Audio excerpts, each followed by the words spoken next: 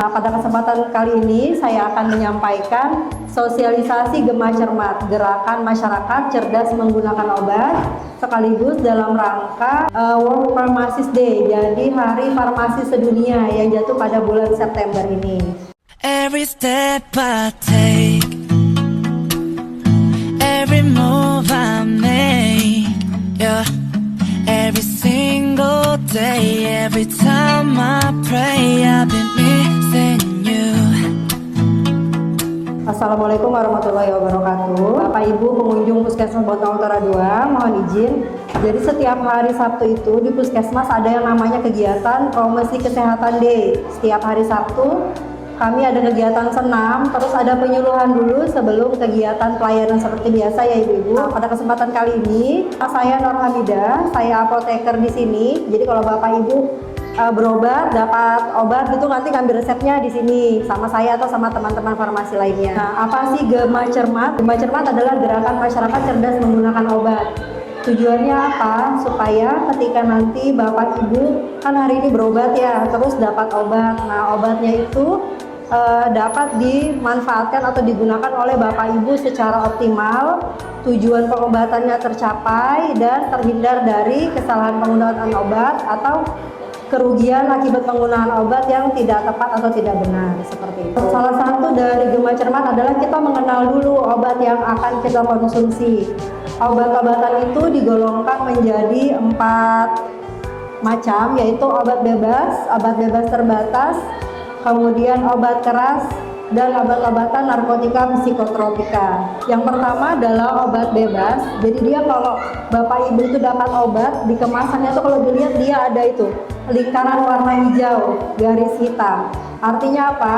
Obat itu bisa juga didapatkan membeli langsung di apotik tanpa menggunakan resep, seperti obat paracetamol, kemudian obat diare kayak Enterostop, Atapulgin, kemudian vitamin, kemudian jenis jamu-jamuan kayak Kiranti, tolak angin itu obat bebas.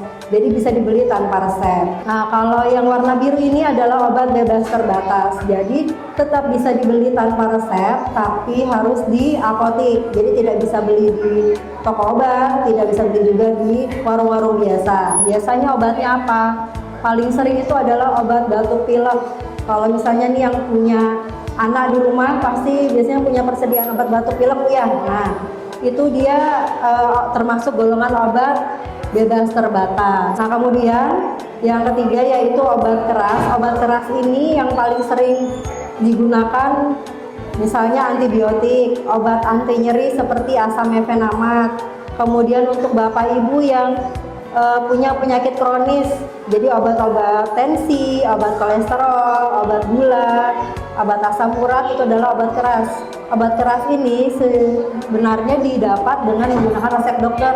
Jadi untuk dapat obat ini kita harus diperiksa dulu, ditegakkan dulu diagnosanya, dipastikan dulu sakitnya apa, baru bisa ditentukan jenis obatnya apa. Kemudian juga antibiotik. Nah, antibiotik ini paling sering pasiennya kalau minum antibiotik nggak selesai. Misalnya dapat 10 tablet harusnya minumnya selama 3 hari. Ternyata setelah minum 2-3 tablet antibiotik sudah enakan, sudah nggak sakit, sudah berhenti batuknya misalnya. Sudah itu tabletnya nggak habis, antibiotiknya. Itu juga tidak boleh karena penggunaan antibiotik itu harus dihabiskan supaya kuman di dalam tubuh itu tidak kebal terhadap antibiotiknya.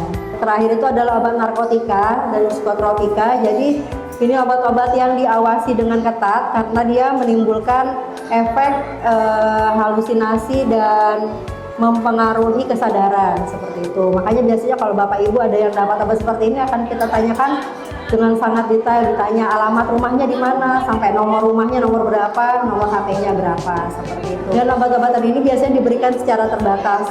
Paling banyak itu biasanya buat 3 hari saja. Kemudian juga efek samping. Beberapa obat ada efek sampingnya, ada yang bikin ngantuk. Biasanya tuh di obat batuk pilek, obat alergi itu bikin ngantuk. Jadi kalau Bapak Ibu yang punya pekerjaan atau ada kegiatan dulu, bisa diatur waktu minumnya, misalnya pada saat mau istirahat saja minumnya.